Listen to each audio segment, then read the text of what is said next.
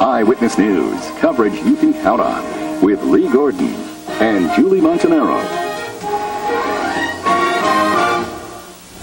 Claimant files are full of people who want to send a message loud and clear. And that message is for criminals who might want to target their families or their neighborhoods. It's the 28th annual Night Out. Joining us live in the middle of all that, Candace Sweat. Yeah, Julie, now the Tallahassee Police Department is giving crime a going away party. They're wanting to let criminals know that people in neighborhoods are willing to fight back for their communities. And one of the ways that they're doing that is with vendors like the Noble Organization of Black Law Enforcement. And joining me now is Tanya, and she's going to show me what they do to protect children. They're offering children IDs for parents who maybe want to have an ID of their child just in case an emergency happens. So show me how this works. Okay, we're going to start with your right thumb, and we're just going to roll it here, and then we're going to put it right here, and then we're going to do your left thumb, and then we're going to place it here. And then what's going to happen is the parent is going to be given this whole little packet here with the picture included right here, and then we'll fill out their date of birth and all this information. So what happens when something happens to them, they'll be able to give this to law enforcement, because in a traumatic event they can't remember everything. So this is the purpose of that.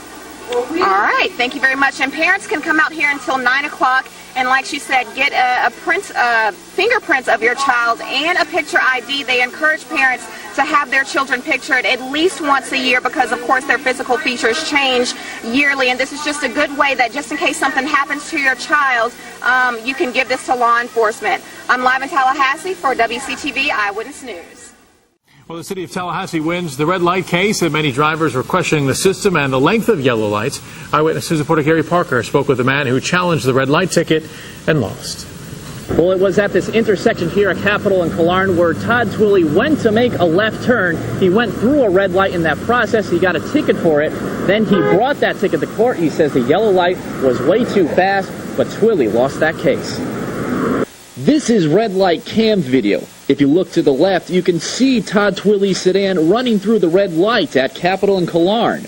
This is why he challenged the ticket. Let's look at the traffic lights side by side.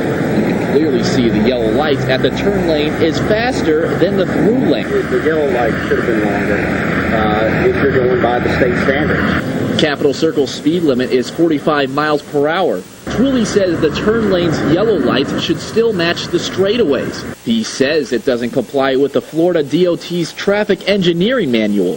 What it said was the approach speed of whichever is highest, the speed limit. And when you incorporate those into the way it was written, I was right. The court disagreed. The ruling said city traffic light engineers followed Florida's law. City spokesperson Michelle Bono says it's common sense. If you're making that turn and we look at the speed of the traffic, we've driven it, we look at the timing manuals and the formulas, that's going to be a much slower turn. We can't make that turn at 45 safely. Twilley says he will not stop fighting the ticket. He will take the case to trial next month. Bono says that every single red light violation that is caught on camera is reviewed by a police officer before a ticket is handed out. She also says if any of you would like more information as to where every red light camera in the city of Tallahassee is, you just log on to the website at talgov.com. At Capitol and Killarn, I'm Gary Parker, Eyewitness News, Tallahassee. Well, folks who live in Eastgate claim that poor drainage and flooding in their neighborhood has cost them thousands of dollars. They say after several calls to Tallahassee city officials, they are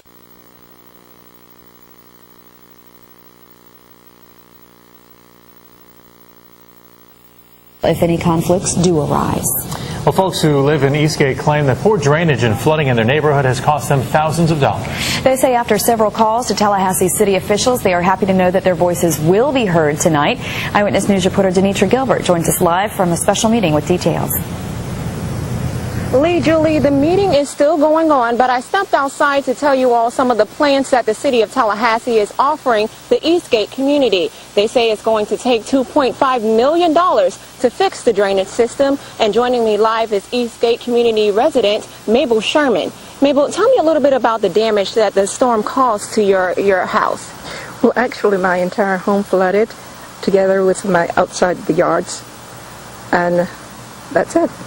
Tell me a little bit about the cost of damage. How much did this cost you? Well, the amount is still ongoing, but about $35,000 is what I experienced in damages to my home, furnishing, and yard.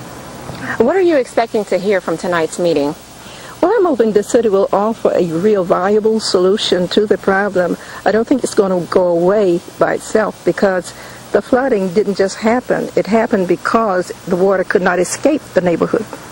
Okay, what are the city officials saying to you all inside the meeting? Tell me a little bit about that.